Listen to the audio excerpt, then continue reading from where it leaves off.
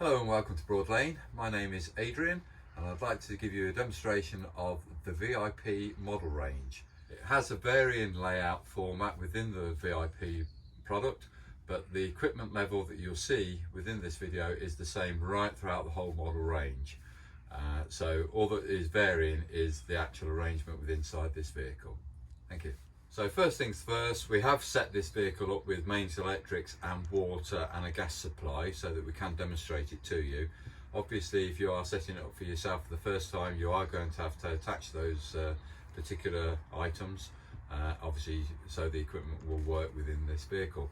But we're going to come straight down to what I would then go to next in a course of action of setting up, which is called the power supply unit, and it's easy access on this particular unit that Coachman provide. So it has a drop down flap which gains access to the power supply unit, and this is directly straight to mains electrics and the 12-volt fuses. Now although the fuses are obviously a fuse, you don't have to turn anything on here. Where you turn the 12-volt supply on is above the entrance door, so there's a panel above there and we're going to go to that next. But on the main side of stuff, we should test to make sure that we have got supply. So you couple up to the you couple up to the caravan first, then to the site post when you're first introducing mains to the caravan. Come inside the caravan, drop the flap down, come to the test button, which is this blue button here. You press that in, and when I press that in, that lever is going to trip out. As you can see, we've also lost supply of electricity. Once you've established that that does trip, and it's done so like so, turn it back on again, and then that's it. You've established that that part is going to work. That's the RCD, residual circuit device. Anybody using mains within this caravan is going to be protected by that switch there. These are called circuit breakers, and a miniature circuit breaker is the same as a fuse, but where a fuse blows, you have to take it off and replace it. You actually, all that you do here is just reset that fuse. So that's how it resets. All right, so hopefully that's the mains explained easily. It's straightforward. Just below that circuit breaker, it does say what that fuse does serve. And it says on this one, for instance, it's the charger and the fridge. This one's going to be your room heater and your boiler. That's your sockets, etc. On the 12-volt fuses, it tells you down here what that particular fuse does serve within the caravan on a 12-volt basis. And on the top edge, it tells you the size of the ampage of the fuse in use. So you can see it's colour coordinated as well. All the 5s are of that beige nature. The 10 amp is a red, the 15 being a blue, and the 20 amp fuses are yellow in colour. And it will replicate that above there on that on the sticky label there. So we're going to now go across to the panel immediately above the door, the 12-volt distribution panel. So now we're over to this 12-volt distribution panel, and we've got the on-off switch here. So I'm going to make that come live, as you can see, and it says master on within it. I am going to go through a little bit of programming there, but I'm just going to set this up very, very quickly, just so I can get some heat in it for myself, and I'm happy with that. So let's come back to this panel here. You've got a couple of scroll buttons, as you can see, and it allows you to go through different menus and setup. Tells us the internal temperature here is 14 degrees. Where it's saying on this panel that it's 14.5, so they're not too far off on the internal temperature. It also says that the battery in use is at 13.8 volts. Well, we haven't got a battery connected. We're using this at the moment via mains electrics, hence the voltage is a slightly higher voltage because the charge is producing it. And then it's come back to the clock. So if we want to alter the time on the clock on the display here to set the correct time, press and hold that arrow key there, and you can see it says clock set hours. So again, using your scroll keys to change that to where you need it to be. It can be a 24-hour clock, but I think you can change that to a 12-hour clock should you desire. At the moment we are coming into 14. Here we go. So I'm going to access that because it's just gone 2 o'clock, and then I'm going to increase that one to about 25 minutes past.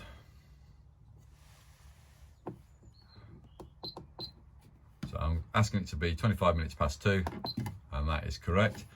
Now you can see also on the display that I have got a mains symbol present, which is also telling me that I have got mains coming into the caravan. So another little check just to tell you what you have got. Now to turn lighting on within the vehicle, which is the next thing I want to do, I'm going to hit this top right hand button with that little symbol there. And if we just pan around the vehicle very quickly, you are going to see that you have got a certain amount of equipment on, lighting wise. They have got individual switches to them, so we'll cover that in a few seconds. But I am going to just introduce these other two items here because I do want to get hot water working on this boiler system. So that's your awning light. If I open up the door slightly, you might be able to see there's a slight difference on illumination there. Don't know if you can see it, you might not. But that's to turn the awning light on and off from inside the caravan. You can also do that off of the key fobs, but I'll introduce that when we do the alarm system. But right now I want to get running water, so I'm going to get running water through this system. So I'm going to turn on the pump, but before we turn the pump supply on, we do want to do a quick visual check around the caravan to make sure that all the taps are in an off position. So we're coming into the bathroom, we're making sure that the vanity basin tap is off, which it is, and that the shower head mixer tap system is in an off location. We obviously want that tap to be over the sink, because when water comes through we don't want it to be pouring straight onto the surface, so just make sure that's over into the sink position. And finally, we have connected the pump system into the side of the caravan and into the water container, but I need to make sure that the drain down valves are in a closed position. Now on a Coachman there's always two drain down valves, so if you just give me a second. I've now just exposed this offside front seat area, which you can see all the equipment in here, but we're coming to the drain down valves to the water system, and there's two on a Coachman. You've got one on the cold water supply, which is the blue pipe, and that's open at the moment, so I'm going to close that one off. And I'm also going to do the same on the red pipe, which is just down here, and again that's open, so I'm just going to drop the tap down so it's now horizontal, and that's in a closed position there. Right, so now we've established that, we can now just come across to the tap and we'll get running water through. From the tap, I just want to turn the pump supply on, so it's straight over to the panel. Hit the pump symbol, which is that one there of the tap. You'll see it says pump on, and again we come across back to the kitchen tap. Now on the kitchen tap I want to get running water through on the cold side, so that's hot I believe. No, that's cold, and that's hot there. So get running water through on the cold side first. You can see how quickly that's come through. Once we've established a water supply there, then turn the tap to the hot position. Now this will splutter a bit, and it's going to take about 30 seconds to a minute before we get running water through on the hot side, because the water that's coming into the caravan right now is going into the boiler first. So we're now getting the running water coming through, so that tank is now full of water, and it's a nice steady flow. Once we've established that, we can turn it off. The pump will continue to run on just for a few more seconds until it builds the supply, the pressure up in the tank itself, and then it shuts off. All right, so we've got water through, and that's when I would then come across to this particular panel for the control of the boiler itself. Now I have got it live, but what it's telling me on this front menu is that the internal temperatures now has gone up to 16 degrees, and that little symbol there tells me that the fluid within the radiator system is being circulated around the perimeter of the vehicle, because we have asked it to get to a higher temperature than 16, and we've also got mains electrics present. But if I hit this menu button, this is where you come into the program, and we've asked it to achieve 21.5 degrees within the vehicle. I could lower that down. Let's just lower it down a minute. It says heat. Come on, lower it down.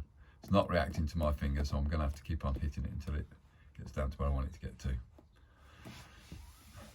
I'm going to go there. I'm just going to now hit that menu button. So I've made it go to 14 degrees. Hit that menu button.